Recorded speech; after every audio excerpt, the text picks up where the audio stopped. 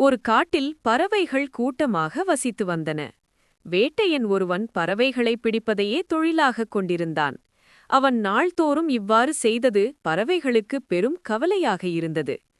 பறவை தலைவன் தன் இனத்தாரிடம், அவன் உங்கள் மீது வலையை விரித்ததும் நீங்கள் ஒற்றுமையாக உயரப் பறந்துவிடுங்கள்.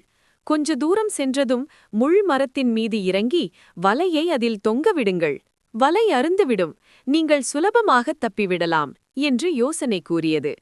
பறவைகளும் அவ்வாறே செய்ய வேட்டையன் ஏமாந்து வெறுங்கையுடன் வீடு திரும்பினான். அதைக் கண்டு அவன் மனைவி வேதனைப்பட்டாள். பறவைகள் ஒற்றுமையுடன் செயல்படுவதால்தான் தப்பிவிடுகின்றன. அவை பகை கொள்ளும் நாள் வரும், அப்போது நம் பிழைப்பு நன்றாக இருக்கும் என்று ஆறுதல் சொன்னாள். சில நாட்கள் சென்றன. பறவைகள் இரை எடுக்கும்போது ஒன்றின் கால்கள் மற்றொன்றின் தலையை தற்செயலாக கீறியது. அதனால் வாய்ச்சண்டையாக ஆரம்பித்து முற்றியது. பறவைகள் இரு பிரிவுகளாக பிரிந்து கட்சி சண்டையாக விஸ்வரூபம் எடுத்தது. பறவை தலைவனால் அதை அடக்க முடியவில்லை.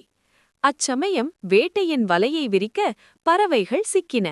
இரு பிரிவினரும் யார் முதலில் பறப்பது என்று போட்டியிட்டுக் கொண்டிருந்தனர். அதற்குள் அருகில் வந்த வேட்டையன் பறவைகளை பிடித்து கூடைக்குள் போட்டுக்கொண்டான். ஒற்றுமை குறைவு இனத்தையே அழித்தது.